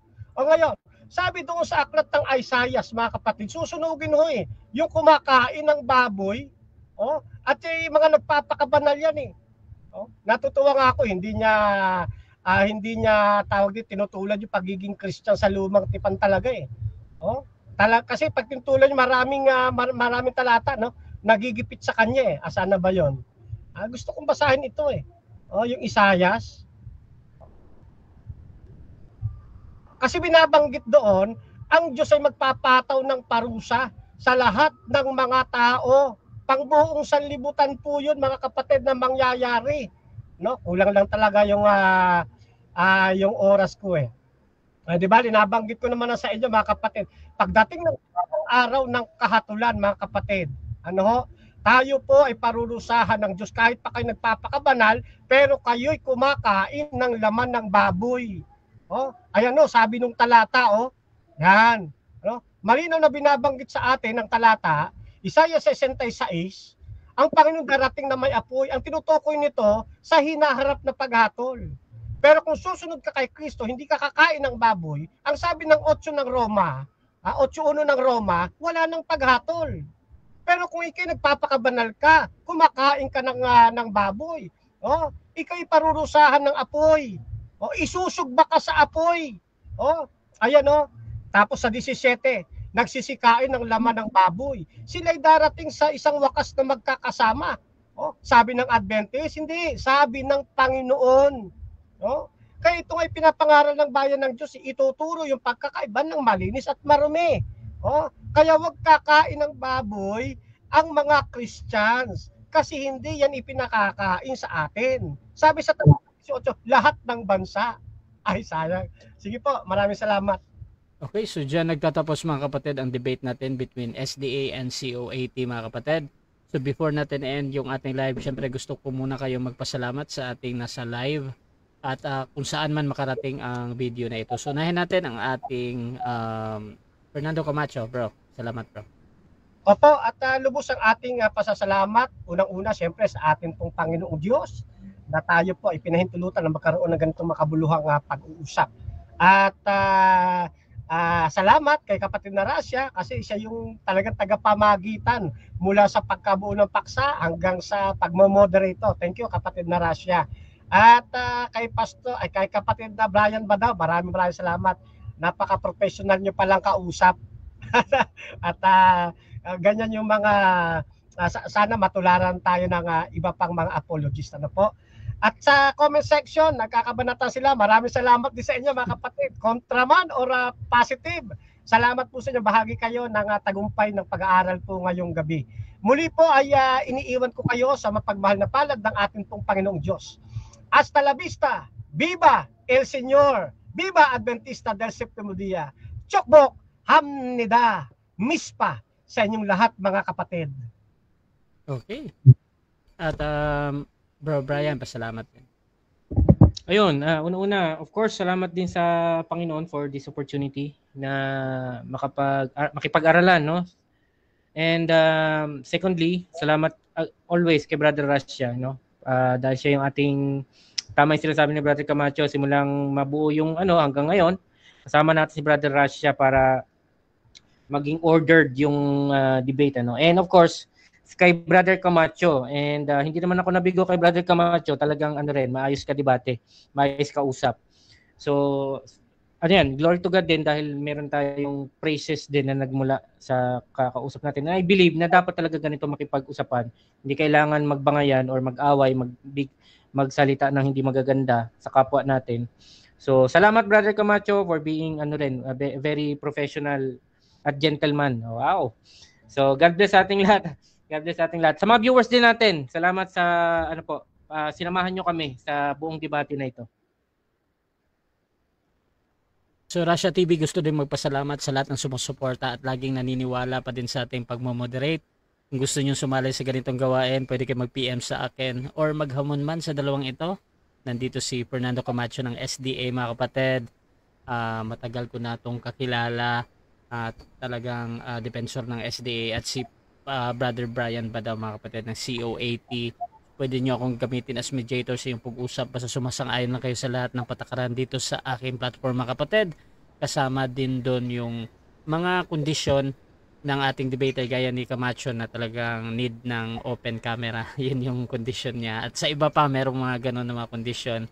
At syempre yung inyo ding obligasyon mga kapatid. So please subscribe yung ating YouTube channel Russia Debate at paki-follow na din yung dalawang ito dahil meron silang mga live din na mga posts or kung ano man sa kanilang profile, so you can follow them.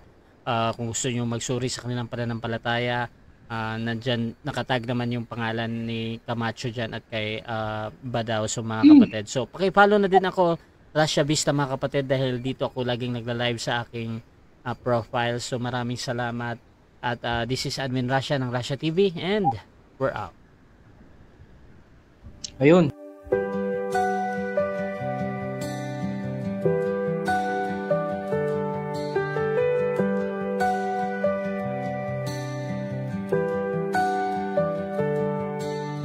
Darkness fades when you are near.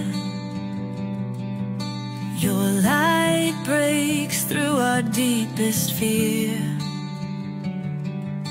You make the broken heart real.